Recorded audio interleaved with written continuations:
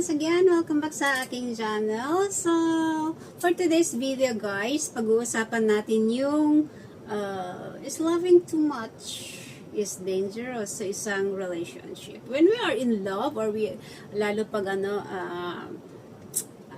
bagong relationship, gusto natin na talaga, andyan tayo lagi sa ating partner or yung talagang binibigay natin yung best natin sa ating partner, hindi ba? Pero alam niyo ba guys na loving too much can kill the relationship, di ba? Tsaka di ba meron yung sabi nila na loving too much can kill you. So, ayan guys, samahan niyo ako.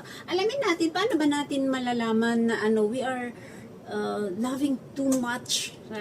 Sobra-sobra na yung ating pagmamahal sa ating partner, sa ating karelasyon, o diba? So, ayan guys, samahan niyo ako. Alamin natin, baka isa ka na ganito. So, meron kang ganito na nararamdaman mo, so it means you are loving too much. Sobra yung pagmamahal mo sa iyong partner, hindi ba? Hindi mo alam, hindi mo namamalayan na yung sobra-sobra mong pagmamahal sa kanya is yun na yung nakakasira sa yung relasyon at saka syempre sa iyong pagkatao, kasi di ba wala ka ng ibang gunawa, hindi siya na lang yung prioritize mo, hindi ba? So, yun. Is loving too much is dangerous. So, ano sa tingin nyo, guys? Let's see. Samahan nyo ako.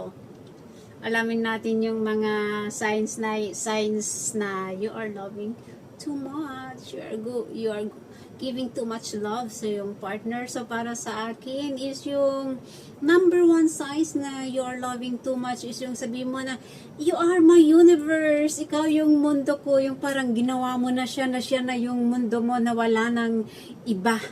O, hindi ba? And then, pero alam niyo ba guys na, do you know the feeling? Do you know the feeling when giving becomes overwhelming, hindi ba? Wag naman yung sobra-sobra na ganyan yung sasabihin mo na siya na yung mundo mo. Araw-araw nagbibigay ka, nagsesend ka ng message, long messages sa kanya, araw-araw para lang maipadama mo sa kanya yung pagmamahal mo, or tinatanong mo na, you're asking reassurance kung ka ba sa kanya or Loving too much is unhealthy. So, yun yung lagi nating iisipin, lalo sa ating mga girls na unhealthy yung ganyan. Loving too much is unhealthy and it can hurt a relationship. So, huwag nating gawing mundo or huwag nating gawing na siya yung center ng yung buhay. Kasi paano na pag nawala na siya, di wala ka ng mundo.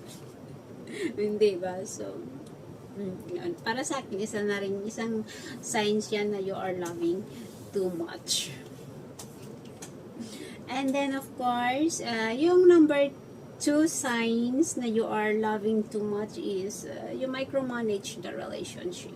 Yung, ikaw na lahat yung nagmamanage, ikaw na nagplano lahat-lahat. Hindi mo binibigyan ng chance yung partner mo na magplano, kundi ikaw na lahat yung naplano. Yung, how to say this, you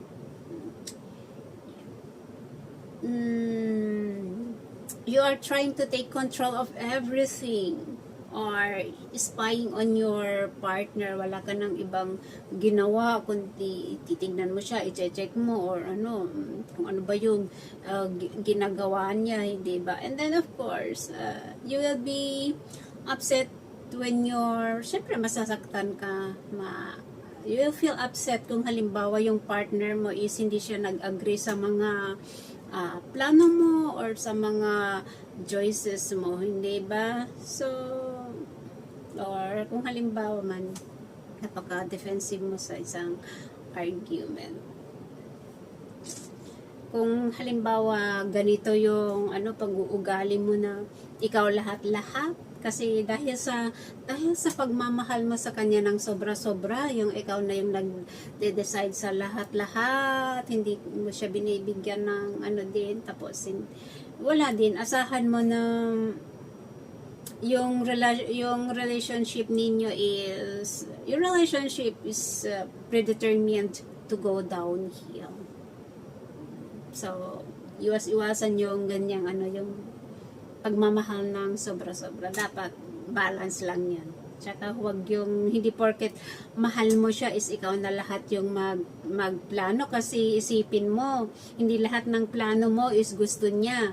Hindi ba? Hindi porket mahal na mahal mo siya is ikaw na lahat yung magplano sa mga bagay-bagay. Kasi isipin mo na magkaiba kayo ng gusto Okay? Hindi porket boyfriend mo siya, iisipin mo na kung ano yung gusto mo, yun na rin yung gusto niya. So, huwag ganyan. Okay? Hindi porket mahal natin yung isang tao, is tayo na lahat-lahat yung mag-decide sa lahat ng bagay. Okay?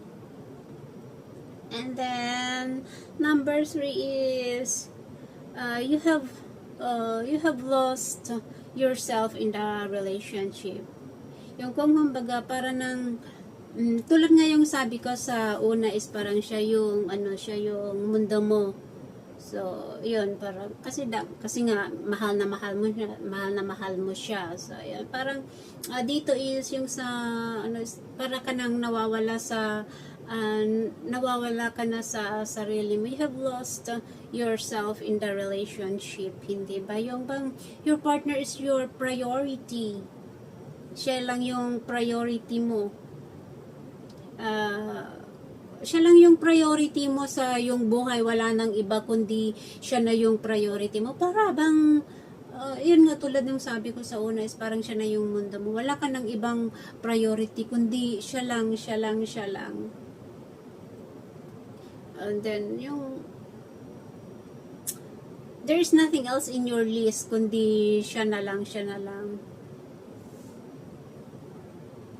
And then dahil sa sobrang pagmamahal mo sa yung partner mo is andyan na, nakalimutan mo na yung mga kaibigan mo, yung nakafocus ka na lang sa kanya.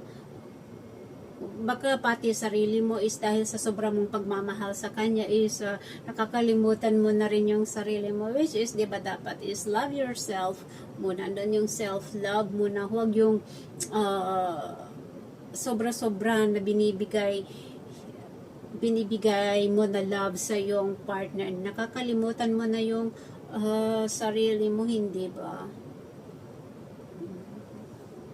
Which is din yan, pangit din yung sobra-sobra. So, may mga consequences din yung sobra-sobra yung ating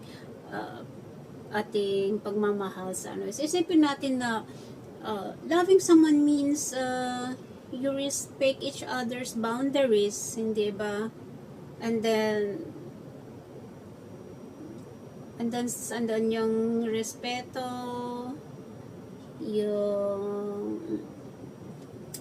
yung trust sa isa't isa. Loving too much means you dismantle those boundaries. Loving too much is parang sinisira mo na yung boundaries na yan. Yung hindi mo na siya nire-respeto, hindi mo na inaalam kung ano rin yung gusto niya, hindi ba? Kasi gusto mo na ikaw lang yung masusunod, hindi ba? So, and then you stop taking care of yourself and do everything for your partner just to make them happy. So, yun, yung nakakano din yung ganyan. So, huwag sobra-sobrang ating pagmamahal sa ating boyfriend, kasi alam nyo ba yung ganyan is nakakasira you only end up destroying your self-worth, hindi ba? Baka mamaya ka pa mabaliw ka pa dahil sa pagmamahal mo. And then it's for me, it's loving too much can make your partner complacent. When you love your partner too much, they might take you for granted. Yun nga yung sinasabi ko eh. Hindi ba? Kasi dahil, alam naman nila na, alam ng partner mo na mahal mo siya. So, he will take you for granted. Isa na rin yan sa isang consequences ng loving too much. So, dapat na, tsaka ba kapag naghiwalay kayo, siyempre andun na yung masasaktan ka. Sobrang sakit na yun kasi inisip mo, binigay mo na lahat-lahat pero bakit ganyan? Siya yung naging priority mo pero bakit inisip mo bakit tinitake ka pa rin for granted. So, ayan ang isipin natin girls na loving too much is unhealthy. Kasi mayroon talagang mga na they will take you for granted. Though hindi naman sa lahat, hindi ko sinasabi na lahat ng mga lalaki, pero mayroon talagang mga ibang lalaki na they will take you for granted. Hindi ba? And then you will develop an unhealthy dependency. Too much love can also mean too much dependency. Kasi hindi ba? Parang ewan, basta para sa akin is unhealthy, and then you will have no time to spare and lost track reality.